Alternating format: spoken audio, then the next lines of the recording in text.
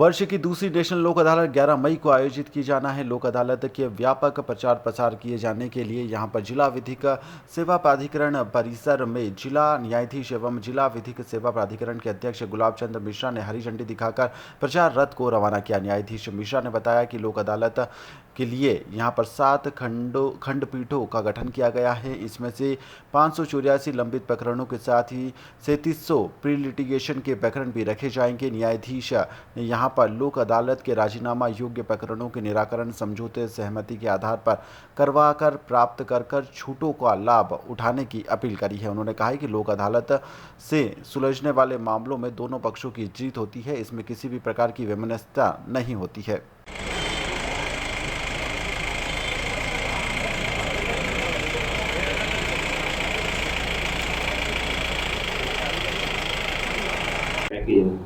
माननीय राष्ट्रीय विधिक सेवा प्राधिकरण और राज्य विधिक सेवा प्राधिकरण के निर्देशानुसार सम्माननीय श्री एस.के. जैन साहब, प्रधान जिला न्यायाधीश मंडलेश्वर के निर्देशन में 11 मई 2024 को इस वर्ष की दूसरी नेशनल लोक अदालत का आयोजन किया गया है।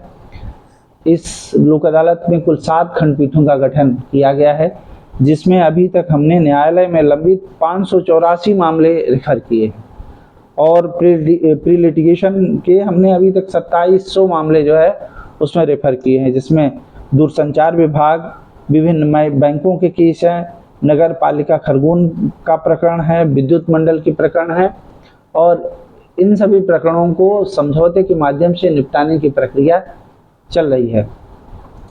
अभी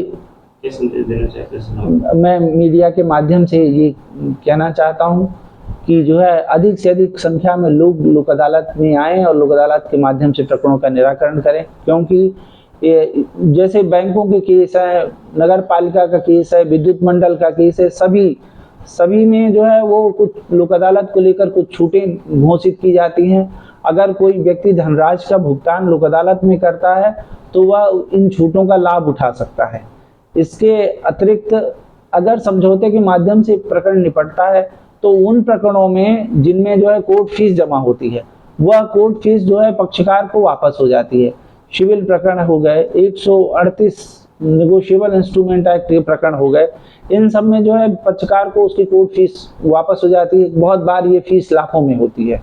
तो आम जनमानस के लोग लोक अदालत में भाग लेकर इसके माध्यम से अपने प्रकरणों का निराकरण करवा करके इसका लाभ उठा सकते हैं। लोक अदालत में अगर प्रकरण निपटता है समझौते के माध्यम से तो आपसी वैमनस्यता भी समाप्त होती है। क्योंकि ना कोई जीतता है ना कोई हारता है, दोनों पक्ष के मध्य जो है पुराना प्रेम फिर से जीवित हो जाता है और ये केस का पूरी तरह से जो है निराकरण हो जाता है। क्योंकि अगर जब नियमित न्यायालय में कोई किसी केस का निराकरण होता है तो दूसरे पक्ष को ये छूट रहती है कि वो उसकी अपील वरिष्ठ न्यायालय में कर दे, लेकिन जब लोक अदालत में मामला निपटता है तो उस केस का पूरी तरह से निराकरण हो जाता है, उसकी अपील नहीं की जा सकती। तो मैं ये सबसे आह्वान करूंगा कि जो है वो लोक अदालत के माध्यम से आए। निश्चित रूप से थोड़ी सी गर्मी अधिक है और इसमें चुनाव का भी मौसम चल रहा है, लेकिन इसके बाद भी जो है लोक अदालत का लाभ उठाने के लिए मैं सबसे आग्रह करूंगा। धन्यवाद।